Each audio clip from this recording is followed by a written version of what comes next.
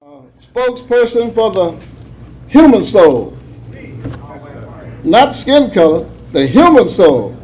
Thank you, Imam W.D. Mohammed.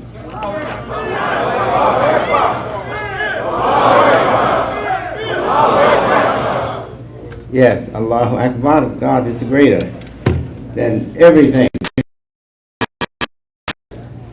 I greet you with the greetings of peace, the Muslim greeting.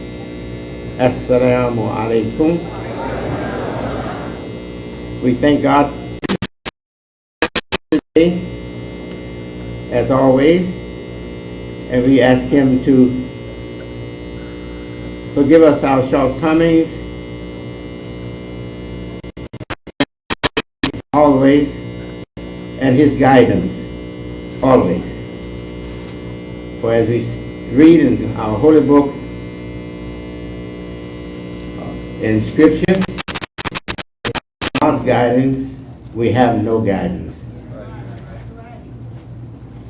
All that we have from ourselves counts for nothing in the end.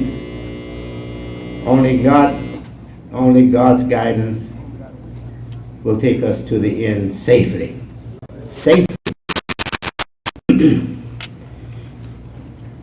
Yes, give me one moment here to kind of get situated.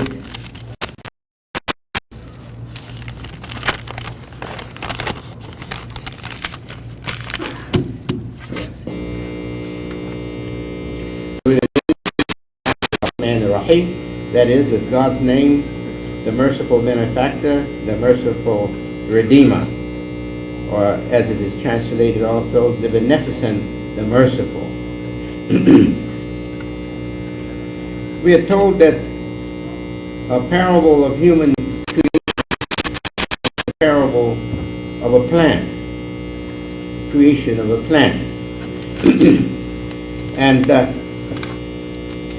we know that plant life normally begins in the dark and eventually grow in size from a seed and break the crust of the earth that is on top of it to us. That is one likeness, that both human seed grows out of our sight, away from our observation or vision. That is, we can't see what is happening. But in time, the growth increases to show us that a child is growing inside the mother. And eventually, 9 months normally, shows itself to us. That is one comparison. The comparisons get a little bit more difficult for us to readily grasp. But there are many, many, many comparisons. The child comes and crawls about on fours like animal, but eventually, not too long, the child makes the effort to stand up straight. We're having a little difficulty with the sound system here, but just bear with us, be patient. It should be all worked out soon, inshallah, God willing. That's what inshallah means, God willing. Yes. So in time, and it's not long, the child makes the effort to stand and manages to stand up straight. So there's another comparison, because the plant does not stand up, present itself standing up straight to us. Firstly, the plant is growing roots in the ground, and the root is going down, not up. or down, and some, if it has more than one root, some roots will be going outward, some going down. To anchor or to stabilize the tree, to hold the tree so it's there and firmly balanced. But in time, the plant shows itself growing up straight. And the little child came, and the child is standing up straight now, standing on his feet, standing up straight. That's another comparison. And when they stand, they grow in a definite symmetry, a definite pattern, a definite picture. The human being grows and takes a definite picture and maintains a balance. We have the balance. We have balance. The same that's on the left side seems to be on the right side. That's correct. So it's balanced. Likewise for the plant. We look at a plant and its growth from the one side looks exactly like its growth from the other side. May differ slightly somewhat, but if it does, it knows how to adjust its balance. Yes, sir. Say if a large limb grow out from a tree, then the other side will grow enough weight to balance that large tree that's a little abnormal. Normally, the tree will look the same on both sides or all around. They'll be growing the same all around, on both sides or all around. And that's how we are too in picture or in our description, physical description, symmetry. We are balanced. What's on the left side seems to be the same as on the left side, on the right side. Might slightly differ because we spend more energy with our conscious mind and thought. So if the doctor examines us, he'll find that the right side is a little slightly bigger than the left side. That's because we're concentrating so much energy and thought and on that side. And normally we are right-handed, so we are using the right side more. Some people even tend to chew on the right side more than on the left, you know. So all of these things throw the symmetry off a little bit, but not enough to be detected by the average person with the average eyes. It looks to be well balanced. Well, I guess we are human. We should have a little defect, huh? to have a true picture. Yes. So, life begins with a seed. Seed. Everything has a seed. And the seed is put away from our eyes, put out of sight, put away from observation, placed in a quiet, hopefully, in a quiet and peaceful place, wrapped up, covered away from the sunlight, or away from the light. And there it grows in peace. Yes. There's a song said, I woke up and the sunlight hurt my eyes. Yes. Said, then I looked at you, Yeah. and the world was all right with me.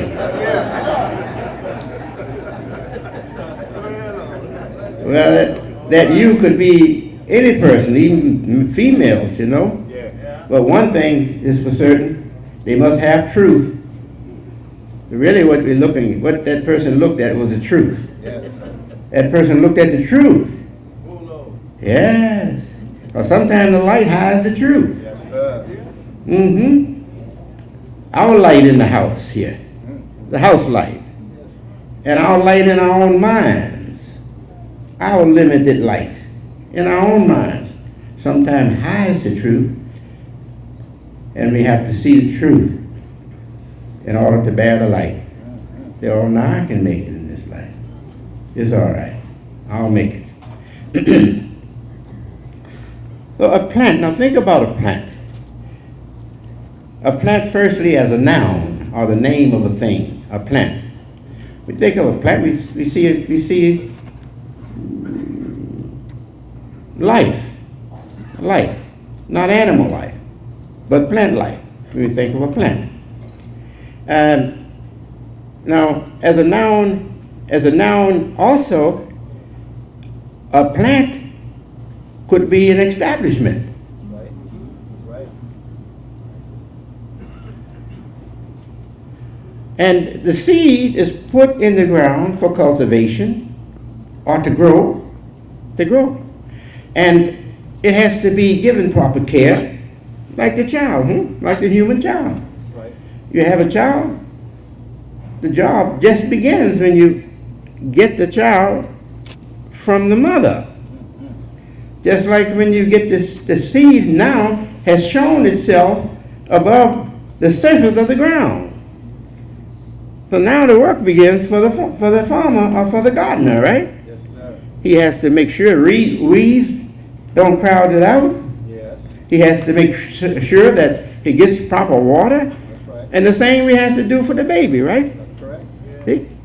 So there are many comparisons as we go on to talk about the plant being a parable, the creation of plants being a parable of human creation. There are many similarities to be observed. We're only going to observe a few. Now, if that child wasn't able to balance itself and walk like us, its life would be very, very difficult. The world is made for people who stand up on 2 feet. If you crawl around, your life will be very difficult. That's correct. Very difficult. That's right. And just like the plant has to fix itself firmly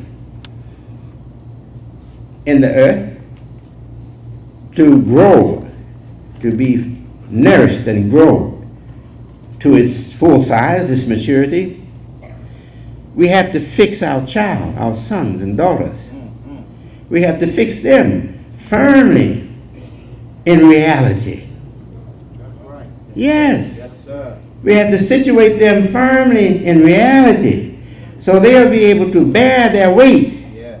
that Allah has created them for. That's right. Yeah. Yes, sir. The God didn't create them to stay small. The God created them to grow, That's right. to increase in size. Yes, sir.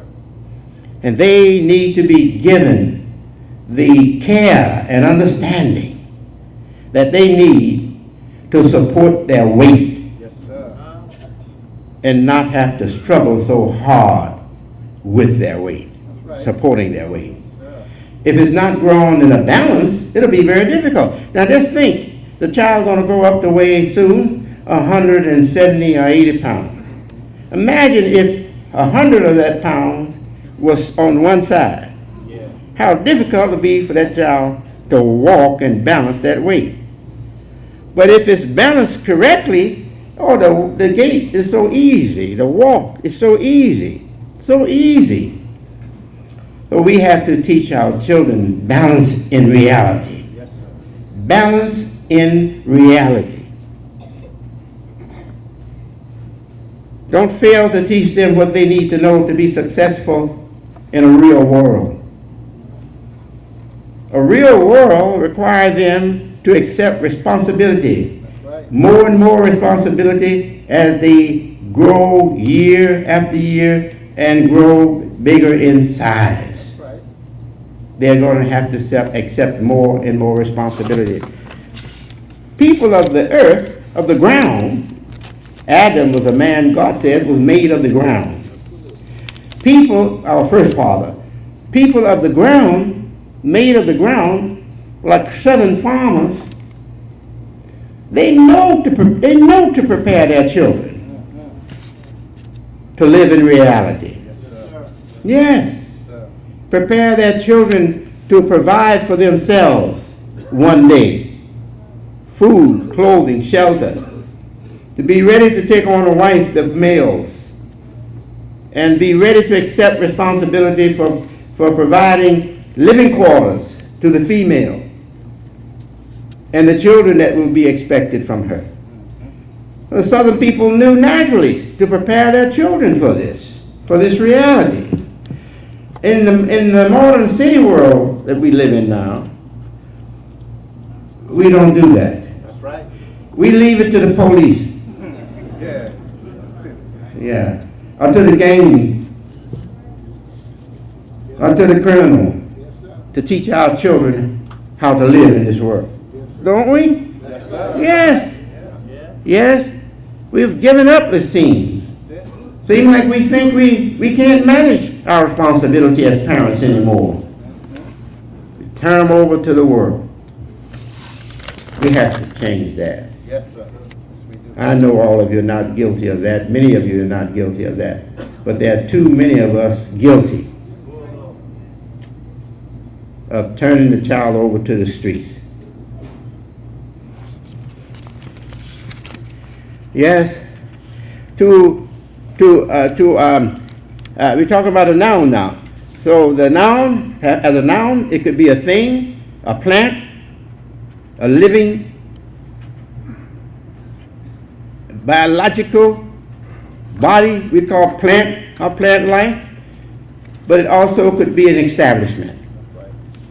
Also, it could be an idea planted in the mind. It could be something implanted. Yes?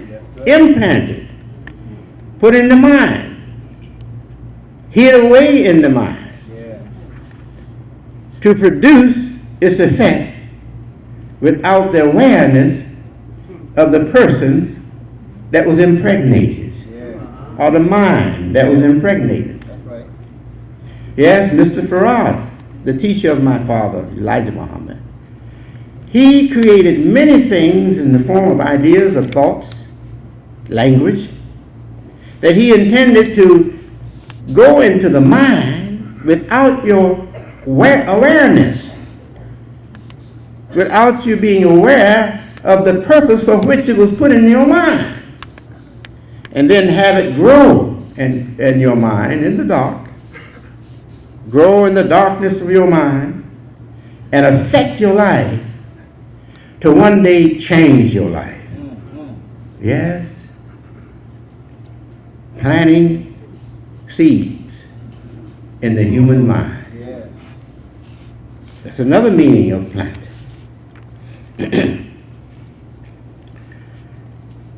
Plant is when you plant something in the mind and it grows in the mind, and some of these things grow with your awareness of them growing. But there are others that are slipped into your mind. That's right. And they grow without your awareness.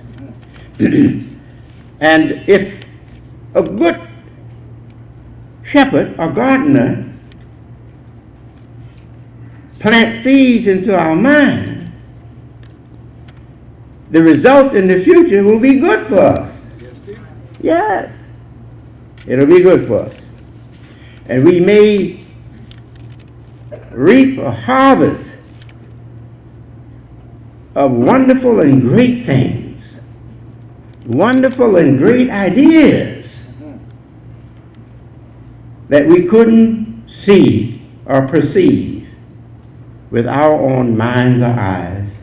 It had to manifest or had to produce itself and show itself in our growth and in our life for us to know, yes, we're pregnant.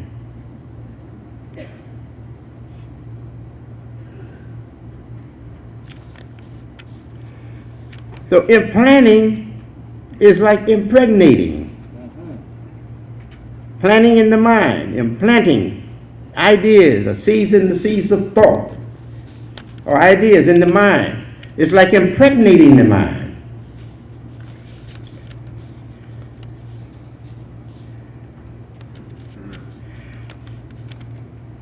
And ideas born in the mind are somebody's babies. Yes, sir.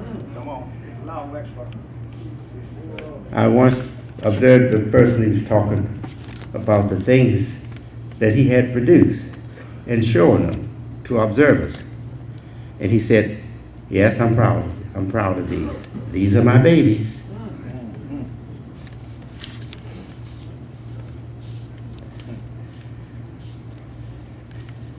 Now, you know, animals, they have sex and produce children. They don't have to go to school 8 years, and 4 years, and 4 more years, or 6 more, 8 more years. They don't have to have all that education. It's just natural for them. It's habit for them, you know, natural. So that ain't no big deal. That's what I'm trying to say to you, brothers. That's no big deal, having sex and having babies. That's right. The big deal is to have creative thought. Yeah. Yes, sir. And then, as a people, look at what you have done for the space that you live in. Yes. Look what you've done for the space that was once vacant, barren, not productive. And you look back on it with a few generations, you look back on that space, and you see it just blossoming with wonderful creations that came out of the mind Yes, sir. of your people. Right. Yes. And you can look at it and say, these are our babies. Yes, sir. Now that's a human achievement. That's better than an animal. That's a human achievement. Animal can't have much of that. Yeah. Bees build honeycombs, and their nests, their honeycombs. Birds build nests, and they sometimes stay in the tree long time after the bird's gone. Squirrels too. But they don't leave skyscrapers. They don't leave factories. That's right. They don't leave plants that are producing many, many creations. Plants. See what the industrialist call his factory? Yes, sir. Plant. Yes, sir. Am I coming home? Yes, sir. Adam is the first industrialist. That's right. You recall when I was a young minister about 30 years ago? Might have been, yeah, it was around that time. I said, man means mind. And we have to go from dust to industry. That's right. Yes, sir. Dust to industry. And the scripture says that God made man from the dust of the earth. That's right. And it was dry and it hadn't rained. And he caused the rain to fall down and wet the earth Yes. and formed the man of the earth. That's right. Huh? Yes, sir. Come on. Well, that's just what's happening right now. There's dust everywhere. And I'm trying to bring a light rain down. All right, brother. Yes, sir. All right, brother. A rain of your good feelings. Yes, teacher. A rain of your good concerns. A rain of your good sentiments. Yeah. Huh? A rain of your affection for the right thing. Trying to bring that water down and let it touch the dust. Yes, sir. Give it something to help it hold together. Yes, sir. Huh? Yes, sir.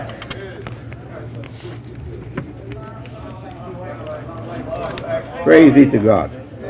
Yes. We have to become producers. Producers. You know, I remember when we didn't have as a group, see, we share as a group history, same history. I'm not speaking of just us as Muslims, but first we have to realize that as descendants of parents who were brought to these shores, brought to the West America to be slaves, for slave labor, we share an experience that have left strong imprints on our very souls. Correct. On our very souls. So in this soul life or spiritual life, we have strong ties, T-I-E-S, ties to one another. Yes. Strong ties to one another. Because we have experienced over the generations, over a long period of time, things that left hurt and things that left joy, pleasure, joy. You know, that's what makes us kinfolk.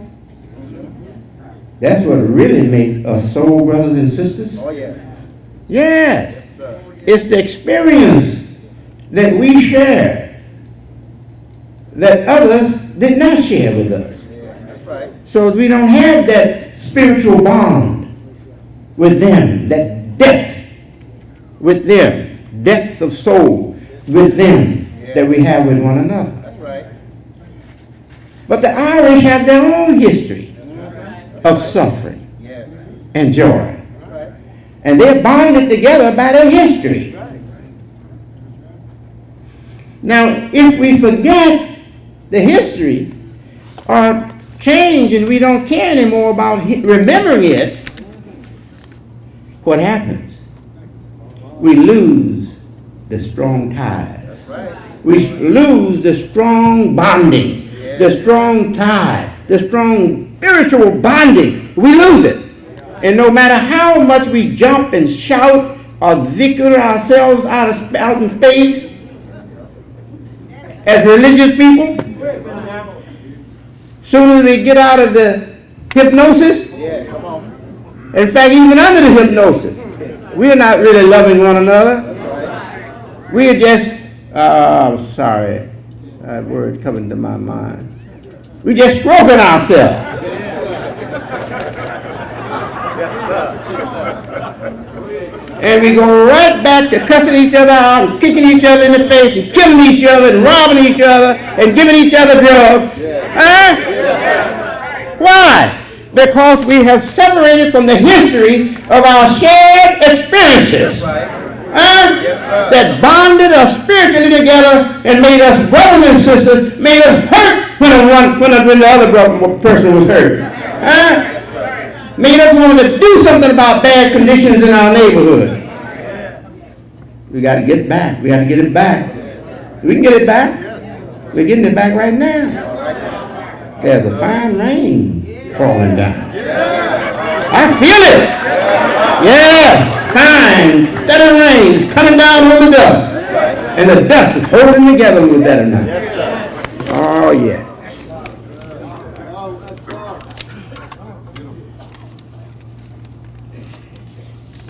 We got to make it. We got to make it all the way. We can't fail those who paid the big price so we would be free today. We can't fail them. We can't fail the preachers that risked death. Knew the world didn't want them preaching what they preached. Manhood for black man. That ain't what the white supremacist, he didn't call you man, he called you a boy. Yeah, that's right. Now here's a black man saying, no, I ain't your boy. I'm a man just like you. And as Malcolm said to one guy who questioned him, the interviewer was questioning him on television. He said, well, what do you all want? It was a good question. Calling all white folks devils and saying you got to separate from them. That time has come to an end. If I was on the other side, wasn't on the side of those who were predicting the end I was one of those who were going to end. My world going to end. You saying my world going to end? I want to know what you want to do. Maybe we can make a deal. So this is, you know. Well, Malcolm, what do you want? He said, ask yourself, what do you want? So what was he saying to that interviewer? There's not a boy anymore talking. It's a man talking. And I want what a man wants. And you a man. You know what men should want. And they first want that their wife be their wife, not somebody else's wife. And our community as our wife is somebody else's wife. Yeah, they plow in the community. Huh? They implanting in the community. Huh? They introducing in the community. Huh? Yeah. And the community is growing, but not by our effort and not by our thinking and not by our seeds.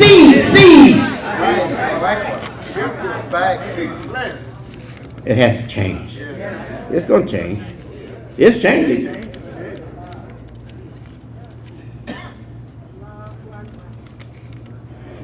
Yes. Getting back to establishment. The Honorable Elijah Muhammad, before he passed, he saw that we had a plant. We called it the paper plant. And paper grew to be the largest black newspaper in America, the largest circulation. It enjoyed the largest circulation of any black or African American newspaper, called the Mohammed Speaks. No matter how we got it, we got it. And with that great increase in circulation, the Mohammed Speaks newspaper provided most of the cash money, the cash flow, more than even the imports and export business. It was the greatest producer. Cash flow, cash money, yes. It enabled the Honorable Elijah Muhammad to continue to do big things, buy thousands of acres of farmland in Alabama, Michigan, and other places. Thousands of acres of farmland. Big growth. I don't know whether Honorable Elijah Muhammad understood the creation of our first father from dust. I don't know if he understood the parable of creation of human life, creation of human life, as the parable of a plant. I don't know if he understood those things. I know if he was here to hear his son right now, he'd jump and shout. I know that. Yes, because he did love Scripture. My father loved Scripture. So he would be jumping and shouting, and my mother would too. Yes. I don't know if he understood those things. I doubt it. Because person, once they understand Scripture and they are religious and they're speaking to a religious body, you can't help but share that with your congregation. Yes. So I'm sure that he would have shared it with the congregation. But you know, they say God works in mysterious ways. You know, God can cause things to happen, and if you don't know what's going on, it looks spooky. Yeah, that's right. Yeah, it looks spooky. Wow, what in the world is this? You want to shake your head and see if it'll clear up a little bit. See if you see it the same way after shaking your head, you know. And if you shake your head and still look the same, you have to try to grow to understand what's going on. Well, when I look at my father's life, his preaching, his words, his actions, I know God intervened. He couldn't do it by himself. He couldn't have done it on his own limited education and thinking and mind. In fact, even if he was the most educated black in America, he couldn't have done it unless God assisted him, intervened in his life. Yes? I know that for a fact.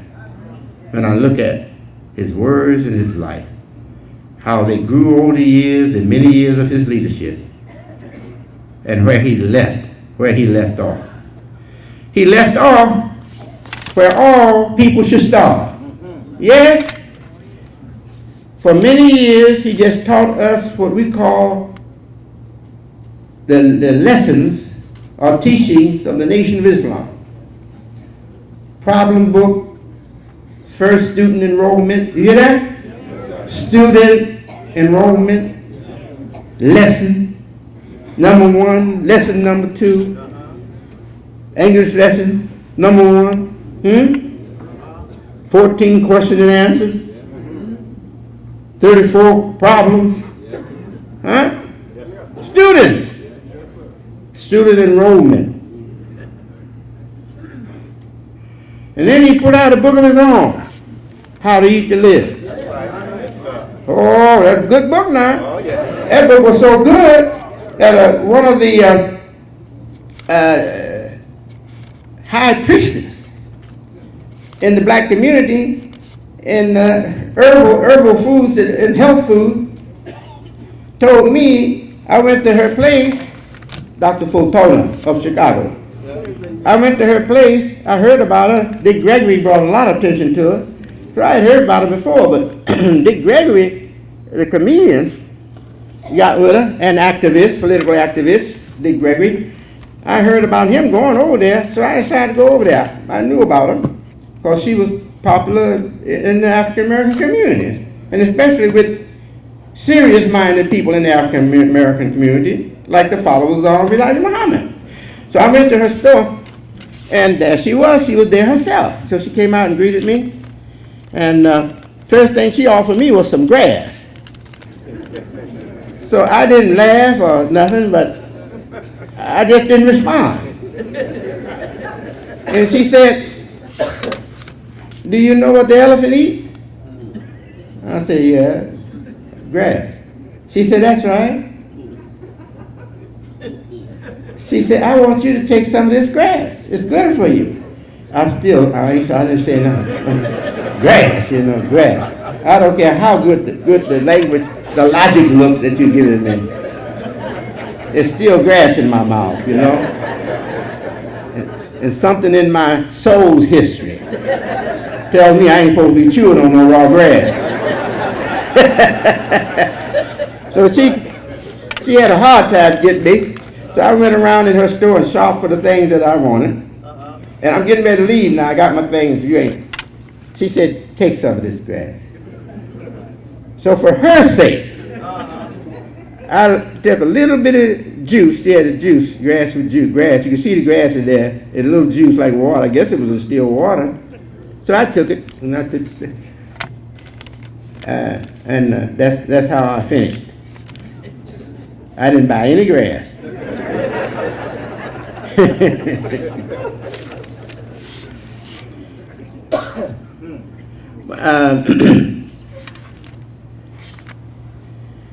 The Honorable Elijah Muhammad also produced another book, Message to the Black Man. He didn't say message to the Muslims.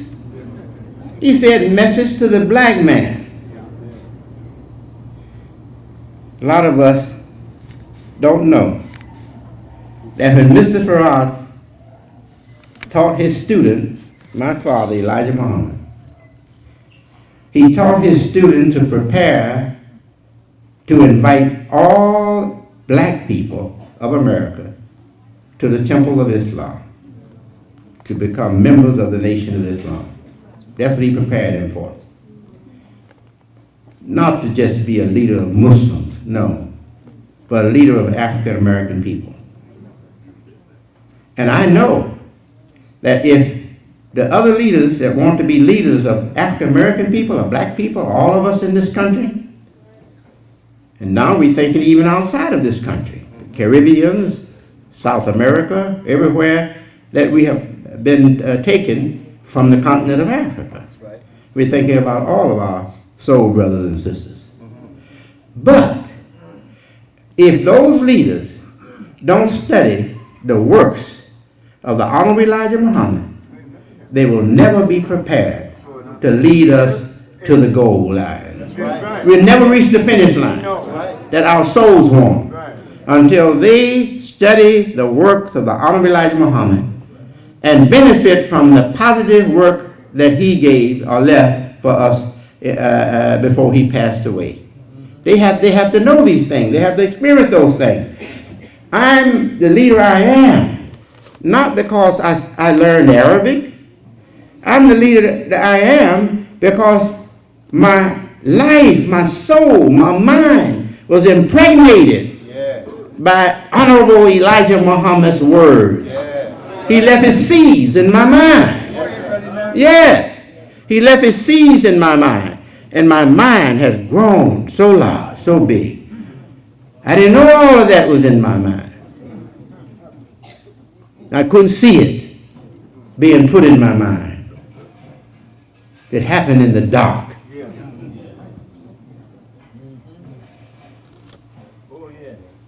And it has worked on many of our people. Yes, sir. In the dark crevices of their minds. Yes. And some of them have grown to confess, I'm a Christian, but it was your father that turned my life around. Made me think big and grow big. I've heard them, in fact, they're still telling me these things. Non-Muslims, Christians are telling me these things. Yes. So the bigger picture that we are to see in religion is not these myths or these mythological pictures that we see.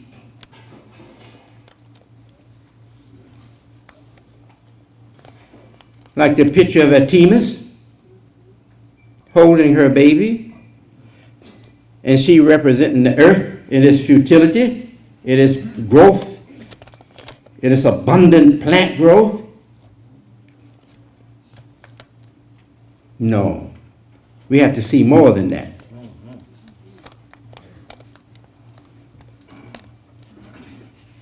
It's more than the story of men bringing rain and fire down from heaven, or the Red Sea opening up for the servants of Egypt, the Hebrews, to escape from Pharaoh. That can't do you much good. Because really you don't believe it. You just put it away like you do things you can't use. You put it away. And you don't even think about it until somebody mentions it. Then you say, oh yeah. Yeah, I remember putting that away.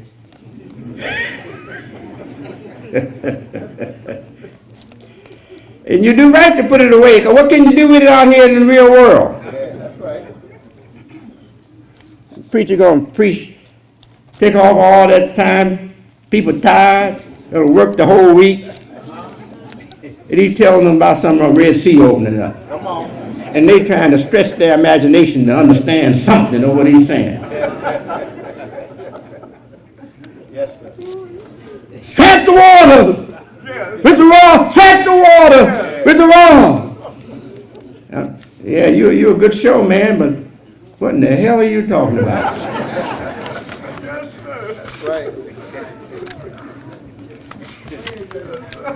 That's not to put them down. They put themselves down. They're coming out for a show every week. Some of them every day. That's it. Can you imagine having 7 days a week of that? Yeah. Well, some churches, they have church 7 days a week. That's correct. That means you ain't never sane. Yeah, that's right. Yeah, well, anytime you talking out of space, talking out way out in the galaxies, Yeah, that's right. and somebody listening to you, Yes, sir. and the rent is coming at the same time every month, and all the other bills, somebody's insane. Oh, they didn't cut me off the radio yet. Isn't that nice? Well, we're going to keep going then. You won't get anything stronger than that. That's the strongest I'm going to give you, so don't get ready to pull the plug on me.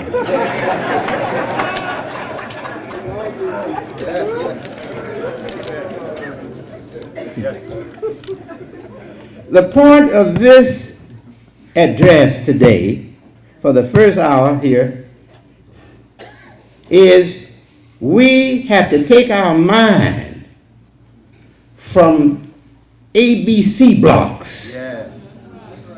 of education, Yes. of world knowledge, and of religion. Well, most of us, we're still having nothing but ABC blocks of religion That's right. It's a fact. and picture language. Yes. A lot of picture language. That's what you get in kindergarten, in preschool. A lot of picture language, but no understanding, no translation of that language. To show you how deep Mr. W.D. Forty was, the teacher of my father. He said mathematics is Islam, and Islam is mathematics, That's right. and it can be proven in any given time. Right. All right. That means if you say prove it in one second, he can do it. Yeah. Say prove it over 6 hours, he can stretch it out over 6 hours if you like. Mathematics is the language of symbols. But mathematics is an exact science. The most exact of all of our science, of all of our sciences, mathematics. But it's the language of symbols. And I'm not just talking about college math, where you know you get a whole lot of symbols. That's right. I'm talking about the first lesson you get in arithmetic is the language of symbols. 2 plus 2 equals 4.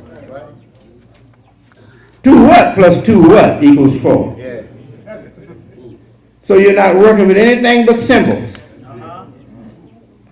Timetables, 3 times 3 equals 9. 3 what times 3 what equals 9. So you're not working with anything but symbols. That's right. Come on. It's the language of symbols. And Mr. W.D. Farad, or W.D. Forty as I prefer to call him now, Mr. W.D. Forty, he had some all, man, I'm telling you.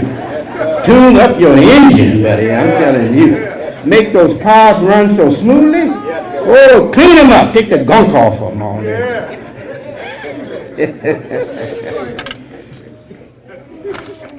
Yes. He said Islam is mathematics and mathematics is Islam.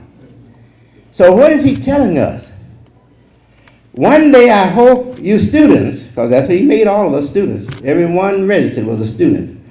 We were all students of the Nation of Islam.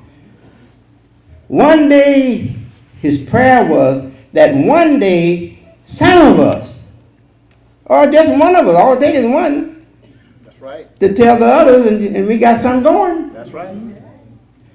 That one day that one of us or some of us, and really it was some of us. Don't think that I'm the only one that was curious and thinking and trying to solve mysteries in the Nation of Islam. I was not the only one. But you all just didn't want to come. You thought if you showed yourself, they might throw you out. And you probably was right. Throw you right out of the Nation of Islam. But I know I was not the only one because I got support for what I introduced. And for you to support me like that, many of you were already working the same road that I was working. Or plowing the same row in the garden that I was plowing. Working the same row in the garden that I was working. Yes, and you recognize me that I was onto something that you needed, that you had been working for. And that's why you gave me your support. And my friend Silas and all those people and some others that I don't want to name right now because it's a little sensitive. They make big claims, but you ain't going nowhere. You with the light. You with the light. And even though you sit in the dark with those that moan, you in the light with me. Yes, you are. I don't care where you are. If you're one of the lost found members of the Nation of Islam, the leader that you're with in the dark is not the one that you're with in the light. You're with me in the light. You're with them when you want to go to bed.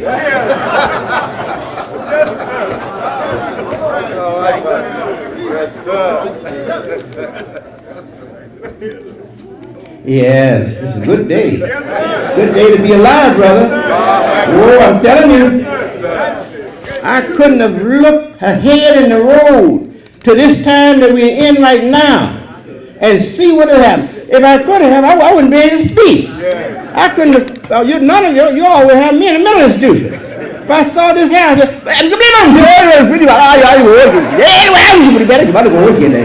said, what in the world has happened to Minister Wallace? I'd be looking at this day we had now bad. It would be too much for my mind to bear. Right. All right. Yes, sir. Yes, sirree. So it's time for us to work with reality. We in high school we had a physics teacher. He was African American. Every now and then we'd get a good, really experienced teacher would join us. But this brother had a nerve problem in his muscles of his mouth and face. And he would be slow in speaking, and sometimes he would stretch his jaw and he would blow. He said, Islam is no vain imagination or superstition. Islam is reality. Boy, I'm telling you, I recall that man's teaching. I recall that man's word. And then he would start teaching us physics. That's how he would come on. And then he started teaching us physics. As a teenager, and I got grown, and in my 20s, every now and then that man's word would pop in my head. Islam is no vain imagination or superstition. Islam is reality. And I connected that with Mr. Farrar said, Islam is mathematics, and mathematics is Islam. That means it follows a logic that stands. It stands in America as it stands in China. Stands in China as it stands in Europe or any place else in Africa. The language of mathematics stands upon a logic that's universal. It doesn't change from nation to nation. It doesn't change from place to place. It doesn't change from one field to another field. I use mathematics in any field. I'm a psychologist, student, a doctor of the mind. But when I have to figure something out, how many and what to have as a conclusion for this adding up or subtracting or whatever, I have to use the language of mathematics. It's a universal language. All fields, all nations, all places, universal. And the logic stands up as strong in one place as it stands up in another place. That's right. Yes, that's Islam, if you understand it. Yeah. That's Islam. Yes, sir. Now, I'm speaking to our radio listening audience, and I'm speaking to non-Muslims as well. And believe me, I am aware of you being in the audience. Yeah. Yes, sir.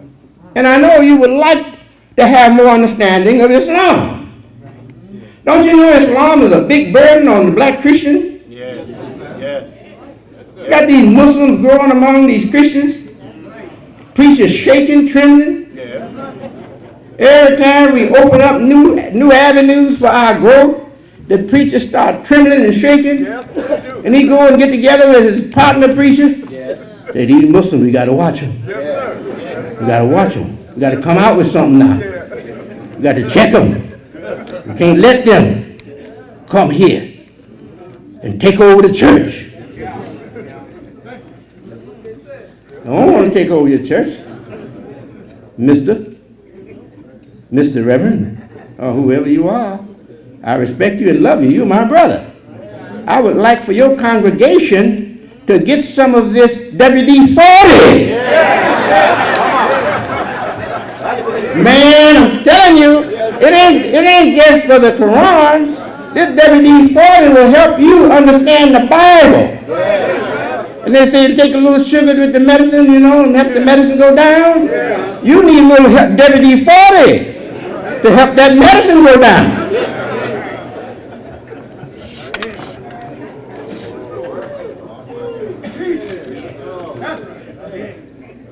Can you believe that the time is up? Yeah, we just have one more minute here. And I'd like to talk to you forever. I enjoy talking. But I'm also a man of action. Ain't nobody supposed to just talk and not act. You got to talk and act. Nation of Islam had a national spokesman. That's the talker. Elijah Muhammad was the builder. That's action. May God give us guidance always. But without the guidance of God, we will not have guidance. Peace be unto you. Assalamu alaikum, and have a good day. This is a good day. Please have a good day.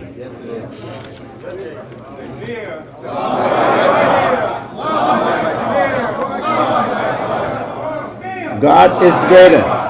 That's what you're hearing from this audience here. God is greater. Allahu Akbar, God is greater. I was listening to, I don't know if we're on or out there, but I'll say this. I was listening to a preacher and singing, his congregation singing. Very intelligent preacher with a very high-spirited audience. And they started singing, God is greater. God is greater. And they got me, I'm telling you, they pulled me right on in there. They pulled me right on in there. Because that's what we say. God is greater. Allahu Akbar, And so I end up getting in touch with him, and he's my friend. I sent him a birthday gift. He had recently had a birthday gift. He's in his 80s now. Yeah, wonderful man. You don't have to know his name.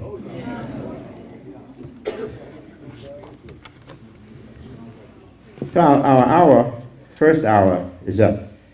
So let us get ready for the second hour.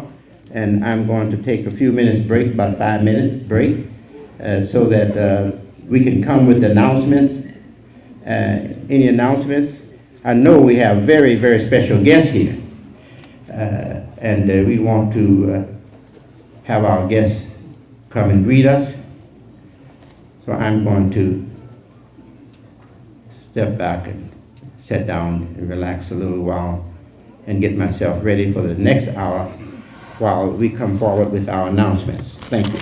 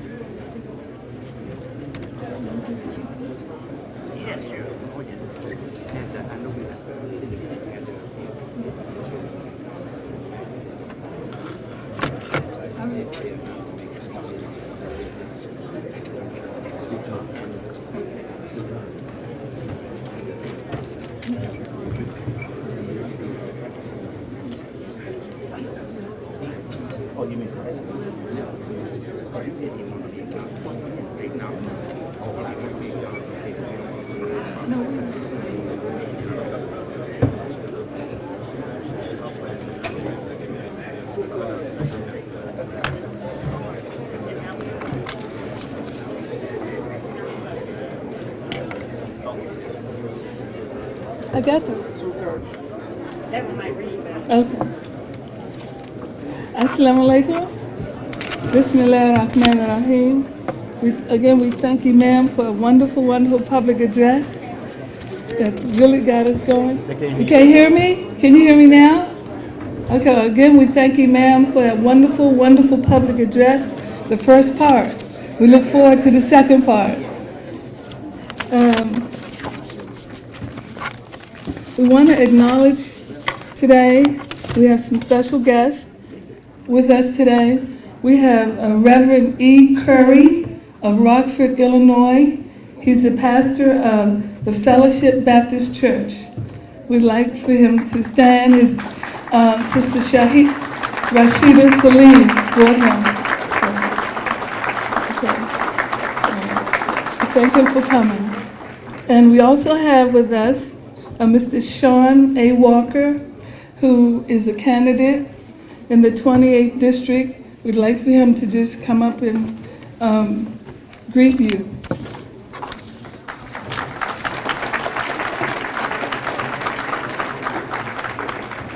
I'm going to move this so they don't have to take their shoes off.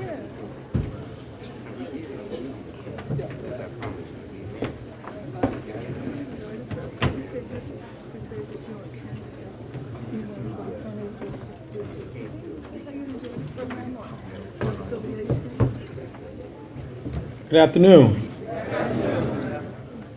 I look out into the audience today. My name is Sean Walker. I look out into the audience today and just see all the distinguished variety of individuals that we have here. And it's an honor to just be able to be in your presence. It's an honor to be able to be invited out to speak before you. And the Imam, I appreciate his opportunity of giving me a chance to come before you. I am a friend of Brother Wharf and Brother Hassan, and Brother Herm, and your presence, your words, and their influence have reached the West Side. And they've invited me out to come to address you. And today, as we talk about a vision, you know, even the Bible talks about the scriptures of without a vision, our people perish. And today in our society, it's time for us as a people, as a unified body, to make our vision plain and to make our vision known. So often have we sat back and enjoyed a situation where we've been complacent and we allow the government, we allow our society, we allow others to dictate to us. And it's time for us to stand up as a people and as a nation and as a community and demand accountability. And that's one of the things that I'm doing on the west side of Chicago, is leading the fight for our young generation. I have a community center there, and we're trying to implement change.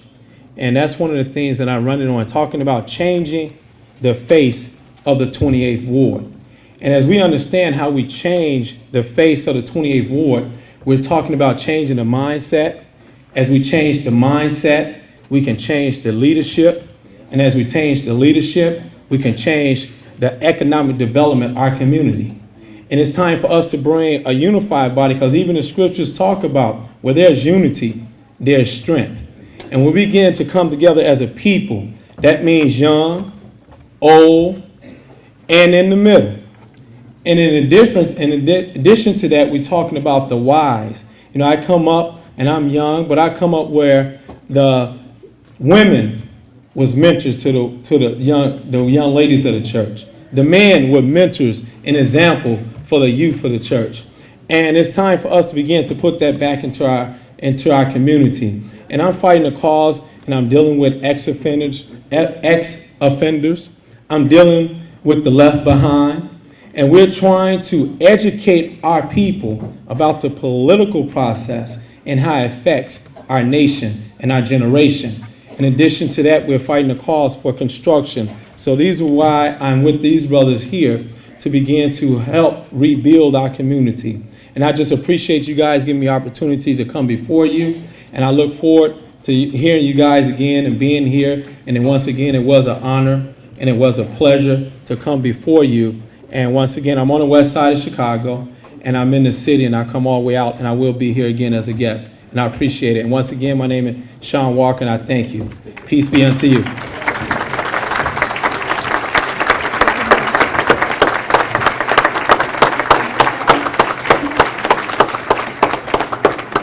Can we stand out here so we get on the? All right. Do you have a camera? I have a camera. Like, it's just for our people.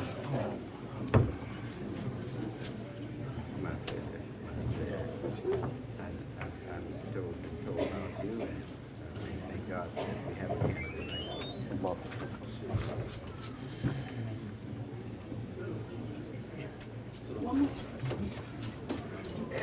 like one for the journal now. Okay. All right. All right. God be with you always.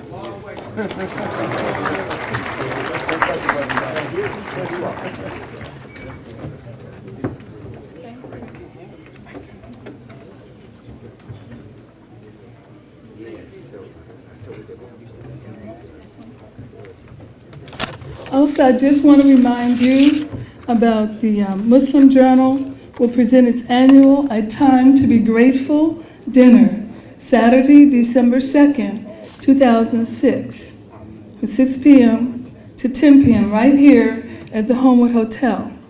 The theme is, which of the favors of your Lord will you deny? Our anticipated guest, keynote speaker will be Congressman Danny Davis, and we're anticipating the first Muslim to become U.S. Congressman, Keith Ellison. And we're also presenting the Distinguished Citizen Award to Imam W.D. Mohammed, and he is a confirmed guest. Allahu Akbar, Takbir. So don't forget, save that date. Say it again? Oh, yes, do we have it? So we want everyone to come out. For more information, you may call the Muslim Journal at 708-647-9600. And on November the 18th, don't forget, in Indiana, the Parent Appreciation Dinner where Imam Mohammed will be accepting an honorary doctorate award. And we want you to come out to that too, to witness that historic event. Also, don't forget in the back, we also have Imam Donald Kareem has his tapes and books.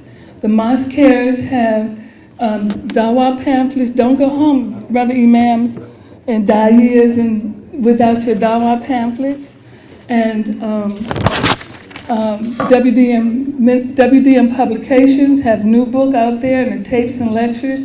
And Muslim Journal back there is in the back, Monty. And we have the young adults up on the corner. I'm not sure what they got, but Imam Ghani has tapes and inscriptions. So please, and of course, all the vendors in the back, please patronize them. Thank you. Assalamu alaikum.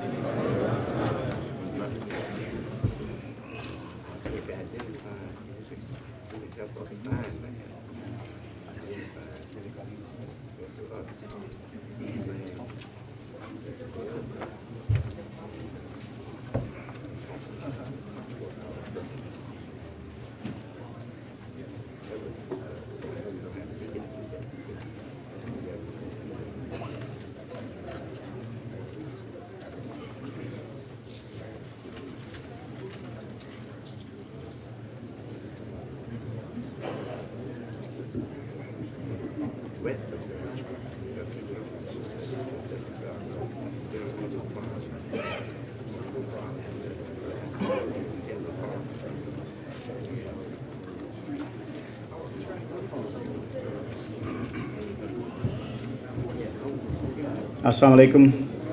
This is just a reminder that after the Imam concludes the second hour, they will be serving meals next door for those of you that want to participate in that. Thank you.